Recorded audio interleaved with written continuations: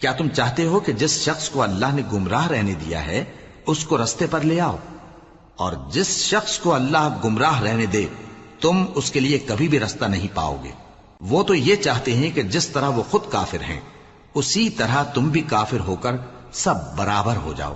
تو جب تک وہ اللہ کی راہ میں وطن نہ چھوڑ جائیں ان میں سے کسی کو دوست نہ بنانا۔ اگر ترک وطن کو قبول نہ کریں تو ان کو پکڑ لو اور جہاں پاؤ قتل کر دو، اور ان میں سے کسی کو اپنا رفیق اور مددگار نہ بناؤ، مگر جو لوگ ایسے لوگوں سے جا ملے ہوں جن میں اور تم میں صلح کا عہد ہو، یا اس حال میں کہ ان کے دل تمہارے ساتھ یا اپنی قوم کے ساتھ لڑنے سے بھج رہے ہوں تمہارے پاس آ جائیں تو اور بات ہے۔ اور اگر اللہ چاہتا تو ان کو تم پر غالب کر دیتا تو وہ تم سے ضرور لڑتے۔ پھر اگر وہ تم سے کنارہ کشی کریں یعنی تم سے نہ لڑیں اور تمہاری طرف صلح کا پیغام بھیجیں تو اللہ نے تمہارے لیے ان پر زبردستی کرنے کی کوئی سبیل مقرر نہیں کی۔ تم کچھ اور لوگ ایسے بھی پاؤ گے جو یہ چاہتے ہیں کہ تم سے بھی امن میں رہیں اور اپنی قوم سے بھی امن میں رہیں، لیکن جب فتنہ انگیزی کو بلائے جائیں تو اس میں اوندھے منہ گر پڑیں۔ تو ایسے لوگ اگر تم سے لڑنے سے کنارہ کشی نہ کریں اور نہ تمہاری طرف پیغام صلح بھیجیں اور نہ اپنے ہاتھوں کو روکیں تو ان کو پکڑ لو اور جہاں پاؤ قتل کر دو۔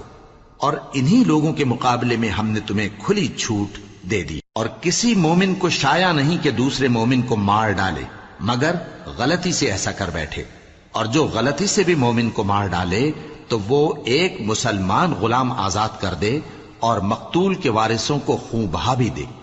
مگر یہ کہ وہ معاف کر دیں۔ پھر اگر مقتول تمہارے دشمنوں کی جماعت میں سے ہو اور وہ خود مومن ہو تو صرف ایک مسلمان غلام آزاد کرنا چاہیے، اور اگر مقتول ایسے لوگوں میں سے ہو جن میں اور تم میں صلح کا عہد ہو تو وارثان مقتول کو خون بہا دینا اور ایک مسلمان غلام آزاد کرنا چاہیے، اور جس کو یہ میسر نہ ہو وہ متواتر 2 مہینے کے روزے رکھے۔ یہ کفارہ اللہ کی طرف سے قبول توبہ کے لیے ہے، اور اللہ سب کچھ جانتا ہے، بڑی حکمت والا ہے۔ اور جو شخص کسی مسلمان کو قصدن مار ڈالے گا تو اس کی سزا دوزخ ہے جس میں وہ ہمیشہ جلتا رہے گا، اور اللہ اس پر غضبناک ہوگا اور اس پر لعنت کرے گا، اور ایسے شخص کے لیے اس نے بڑا سخت عذاب تیار کر رکھا ہے۔ مومنو، جب تم اللہ کی راہ میں باہر نکلا کرو تو تحقیق سے کام لیا کرو، اور جو شخص تم کو سلام کرے اس سے یہ نہ کہو کہ تم مومن نہیں ہو، کہ اس سے تمہاری غرض یہ ہو کہ دنیا کی زندگی کا فائدہ حاصل کرو۔ سو اللہ کے پاس بہت سی غنیمتیں ہیں، تم بھی تو پہلے ایسے ہی تھے، پھر اللہ نے تم پر احسان کیا، چنانچہ آئندہ تحقیق کر لیا کرو۔ بے شک جو عمل تم کرتے ہو اللہ کو سب کی خبر ہے۔ جو مسلمان گھروں میں بیٹھ رہتے اور لڑنے سے جی چراتے ہیں اور کوئی عذر نہیں رکھتے، وہ اور جو اللہ کی راہ میں اپنے مال اور جان سے جہاد کرنے والے دونوں برابر نہیں ہو سکتے۔